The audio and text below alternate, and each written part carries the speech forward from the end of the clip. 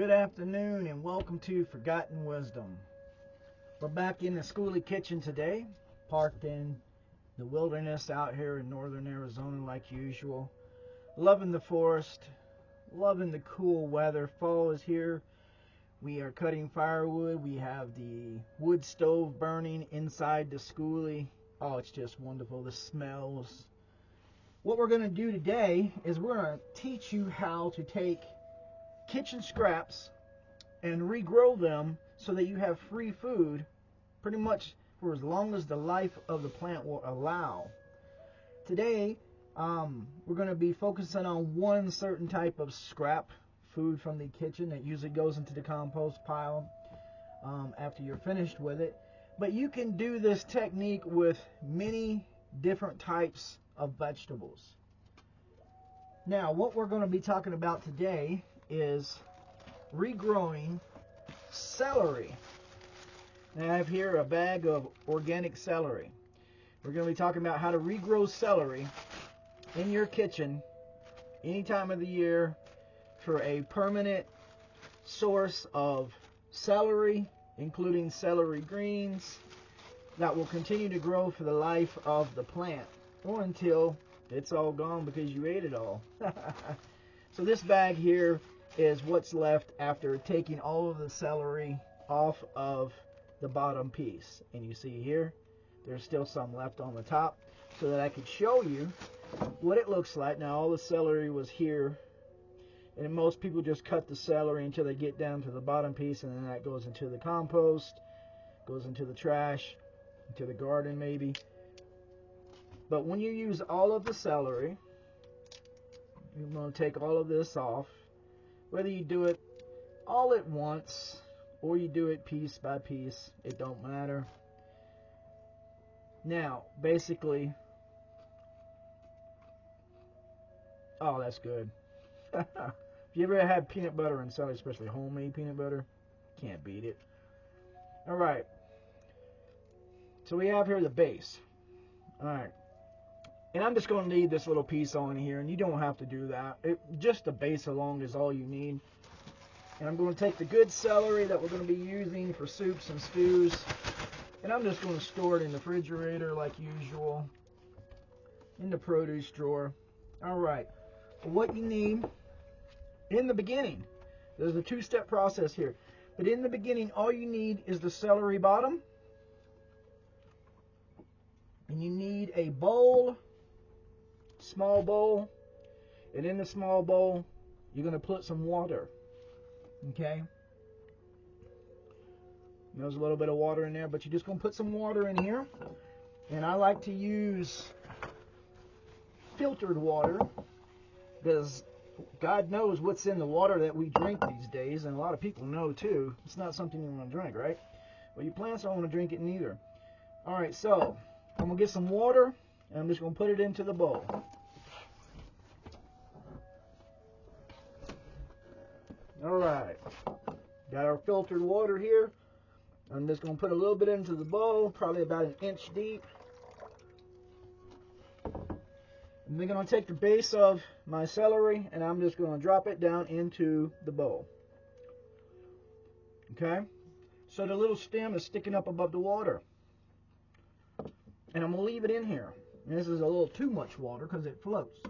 You don't want it floating. You want it to sit on the bottom. A little too much water.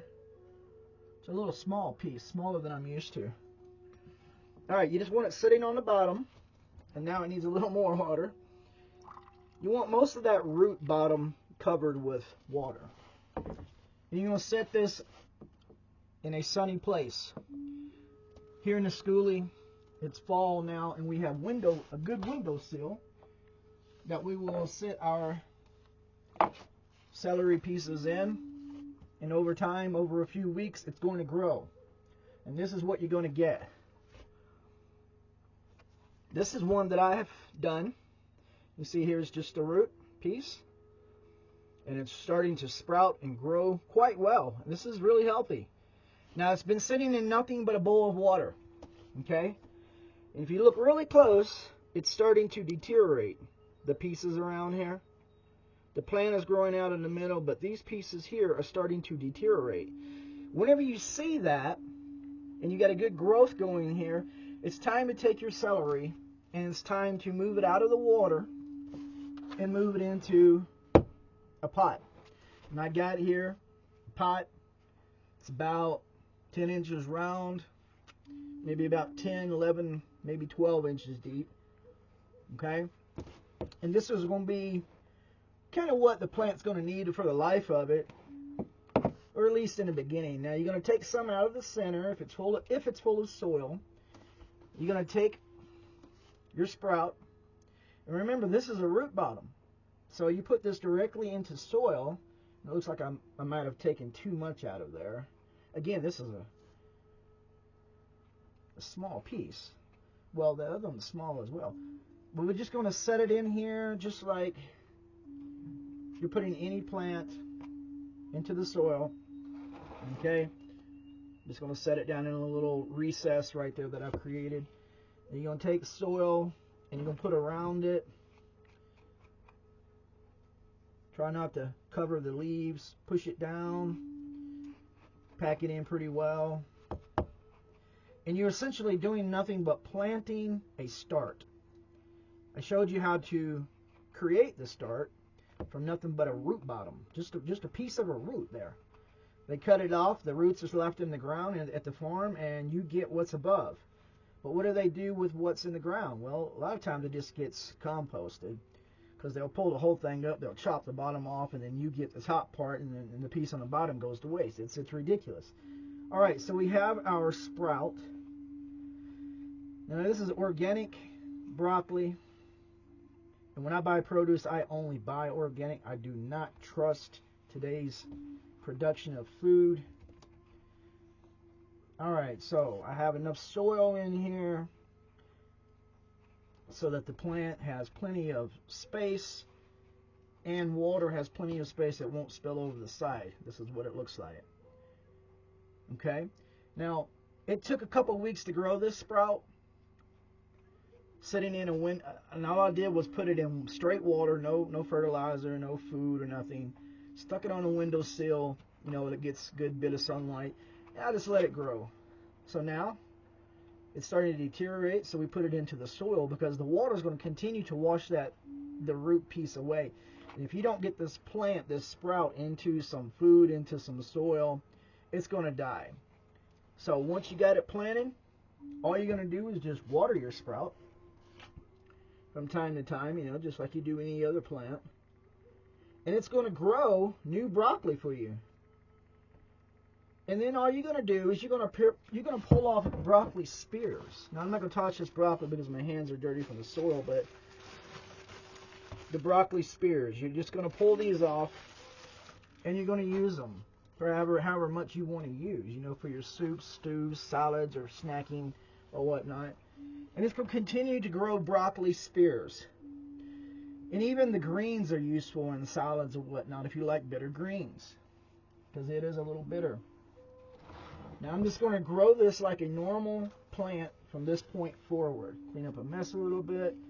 And what we're going to get after a couple more weeks, I've got this one here that I have planted. And look how healthy that is. Get a good look of it there. And it's starting to get tall. Now it's not started making spears yet, but this has been planted for a few weeks into the soil, and I started this exactly the way you seen me start this piece here. It all started from this. Started in water. A couple weeks go by, about 3 weeks. You get this nice growth. And then eventually it becomes strong and continues to grow. And this is going to stay in a windowsill because now it's becoming fall here. We're moving into the fall season, and it's really cooling off. And although broccoli is a cool weather crop, when it gets down into freezing temperatures, nothing's really going to survive that. So right now we're just moving certain things into the schoolie once the temperatures start getting a little bit lower. Right now it's pretty nice at night, high 40s. The broccoli will do well on the schoolie dash with the sunlight all through wintertime. And you can do this with carrots. I've seen people do it with pineapples. Yes, pineapples. They grow pineapple trees in their schoolie, inside their little cabins. But definitely carrots, definitely onions. Yeah, green onions. We don't even buy green onions. We've not bought green onions in at least 2 years. We cut them down to where they're about an inch long, and we'll put those directly in the soil. And next thing you know, we have green onions growing everywhere. So we have 3 or 4 pots of green onions. You can do it with green onions. You can do it with yellow, white, red onions. You can do it with potatoes. And there's even more. And there's a lot of videos on YouTube that will teach you specifics. How to do it with carrot, how to do it with potato, how to do it with anything. Root crops, the beets tops, radish, the radish bottom pieces. You don't have to spend constantly money at a grocery store. Whenever you can take your scraps that would usually get thrown away and turn them into a bounty. This is going to be great. It's going to grow all through the fall, the winter, and into the spring. And see, we're all about how to save more money. Living off the grid the way we do, and living schoolie life the way we do in this 36-foot converted 1993 Bluebird schoolie. We can park it anywhere we want for free. And I'll tell you what, it's raining today, and there's nothing like the sound of rain on a metal roof. That is just peaceful. Well, this has been Spirit Walker. Thank you again for joining me in the schoolie kitchen here on Forgotten Wisdom. And I'd like to invite you to look into the description down there, right about there. We have links for certain things, seeds and whatnot, that we might sell at nomadicenterprises.com and over at our eBay store, same name. And we'd just like to invite you to try this at home yourself. Save some money. Be connected to the land. Be connected to your food. Teach it to your children. And as always, thank you so much for coming here and watching this video. I'd like to invite you to subscribe right here. And hopefully you'll be part of the family. And remember, I am Spirit Walker. You can call me Spirit. I'd like to hear what you think down in the comments. What do you regrow at home? And we'll see you next time on Nomadic Enterprises here on Forgotten Wisdom. Have a good day.